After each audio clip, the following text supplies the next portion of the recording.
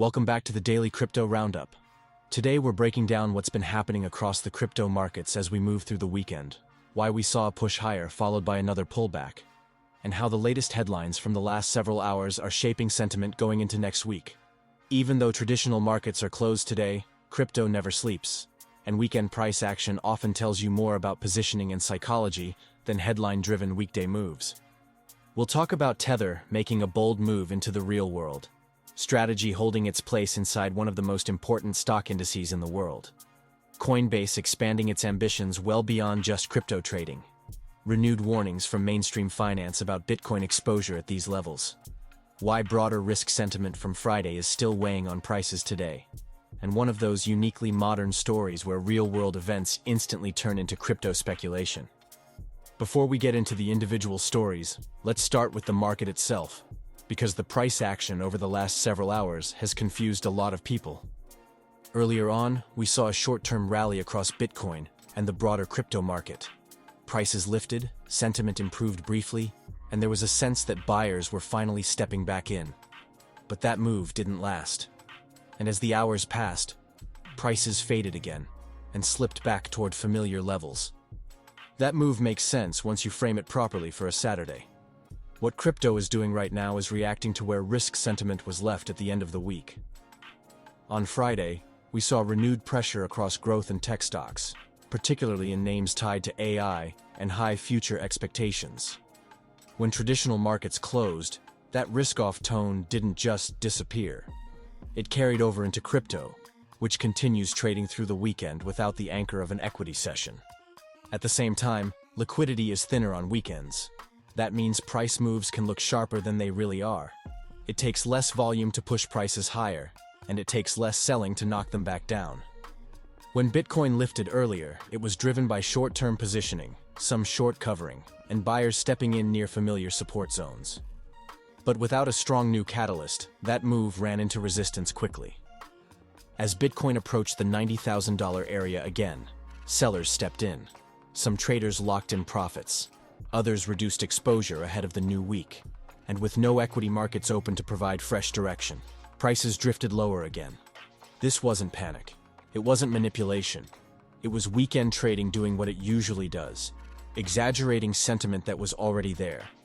With that context in mind, let's look at prices as they stand right now. Bitcoin is trading just over $90,000. Ethereum is sitting a little above $3,000. XRP is hovering around the $2 mark. Binance Coin is trading just under $900. Solana is in the low 130s. Dogecoin is sitting around 14 cents. Cardano is around 41 cents. Avalanche is trading just over $13. Polkadot is hovering a little above $2. And Litecoin is sitting in the low 80s. Those levels matter because they represent areas where traders have repeatedly stepped in or stepped back over the last few weeks. Until something breaks decisively, we're likely to keep oscillating around them. Now let's move into the stories, starting with one that says a lot about where crypto capital is heading. Tether, the company behind the world's largest stablecoin, has reportedly made an all-cash bid of around 1.1 billion euros to acquire Juventus, one of the most famous football clubs in the world. The bid was rejected, with the club indicating it is not for sale. But the importance of this story isn't whether the deal happens. It's that the bid happened at all. Tether is enormously profitable. Stablecoins generate yield from reserves, and Tether has quietly built one of the strongest cash positions in the entire crypto ecosystem. A move like this signals confidence, but more importantly, it signals intent. Crypto firms are no longer content with sponsorships and branding deals. They're exploring outright ownership of global real-world assets. This is about legitimacy, reach, and influence. Football clubs aren't just businesses. They're cultural institutions with global fan bases. Even a failed bid puts Tether in a different category of company. It positions crypto capital as something that wants to sit alongside traditional wealth, not beneath it. We've seen this trend building for years, but this is another step along that path. Crypto money is trying to root itself in the real economy in ways that are difficult to unwind. And before we get to our next story, we are going to take a short break here for a word from our sponsors. Stay with us. The next story connects directly to how Bitcoin is now embedded in traditional finance. Strategy, formerly MicroStrategy, has retained its place in the Nasdaq 100, following the latest index review. This might sound like a dry technical detail, but it has real implications. Strategy has effectively become a proxy for Bitcoin exposure inside equity markets. Its inclusion means that index funds and passive investors continue to hold indirect Bitcoin exposure, whether they actively choose to or not. This creates an important feedback loop. When equity markets are strong, strategy benefits, which supports sentiment around Bitcoin. When equities turn risk-off, strategy can be sold alongside other growth names, which feeds back into crypto sentiment. This is one of the reasons Bitcoin now reacts so closely to what happens in tech and growth stocks. Strategy staying in the Nasdaq 100 reinforces the idea that Bitcoin is no longer isolated. It's part of the system. That brings credibility, but it also brings correlation. Next, let's talk about Coinbase. Reports suggest Coinbase is preparing to launch prediction markets and tokenized equities. This is a significant expansion of scope. Coinbase doesn't want to be just a crypto exchange. It wants to become a regulated digital financial platform where different types of assets coexist. Prediction markets sit in an interesting space between finance, forecasting, and speculation. Tokenized equities, meanwhile, represent a long-standing ambition within crypto, bringing traditional assets on-chain with faster settlement and global access. If Coinbase manages to execute this within a compliant framework, it signals a shift in how major exchanges see their future. Instead of competing only within crypto, they're positioning themselves as bridges between traditional finance and blockchain infrastructure. This is a slow, structural change, but it matters far more than short-term price moves. Now let's move into how mainstream finance is talking about Bitcoin at these levels. With Bitcoin hovering around $90,000, traditional financial outlets have started running pieces, asking whether investors should rethink how much crypto they hold. The tone is cautious, but the framing is important.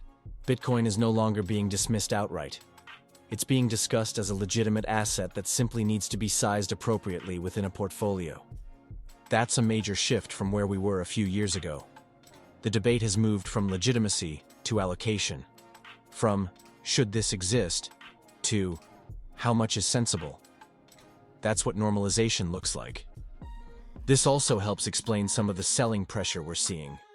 As Bitcoin rises, portfolios rebalance, gains get trimmed, exposure gets adjusted. That creates natural selling at higher levels, especially when macro conditions remain uncertain. Which brings us back to the broader risk environment. Even though equity markets are closed today, crypto is still carrying the tone set at the end of the week. On Friday, tech and growth stocks came under pressure again, particularly names tied to high expectations and future earnings. That risk-off mood doesn't just vanish because the calendar flips to Saturday. It lingers, especially when there's no new information to change it. Crypto traders are positioning ahead of Monday. Some are cautious, some are lightening exposure. Others are waiting for confirmation before committing. That's why price action feels hesitant and choppy. Finally, let's talk about one of those stories that perfectly captures how fast narratives form in this space. A high-profile criminal case revealed that a suspect had a crypto seed phrase among their possessions. Almost immediately, a meme coin tied to the story appeared, surged in price, and then collapsed. This pattern has become increasingly common. A headline appears. Attention follows. A token is created. Liquidity flows in. And just as quickly, it disappears again. The takeaway here isn't about the specific case or the specific coin. It's about how closely crypto markets track attention. In an environment where anyone can create a token, narratives become assets, even if only briefly. This is both a feature and a risk of open markets. So when you step back and look at today as a whole, the picture is actually quite coherent. Crypto is trading through the weekend, reacting to the tone set by Friday's close, with thinner liquidity exaggerating moves in both directions. Institutional integration continues. Stablecoin issuers are exploring real-world acquisitions. Exchanges are expanding into traditional financial territory. Bitcoin is being discussed as a portfolio asset rather than a fringe experiment. But macro uncertainty still caps upside for now. That's why we keep seeing these rallies fade. It's not weakness. It's a market waiting for clarity. As always, drop your thoughts in the comments. Let me know which of these stories you think matters most going into next week. Hit like, follow, and stay safe out there. And as always, we will see you at the top.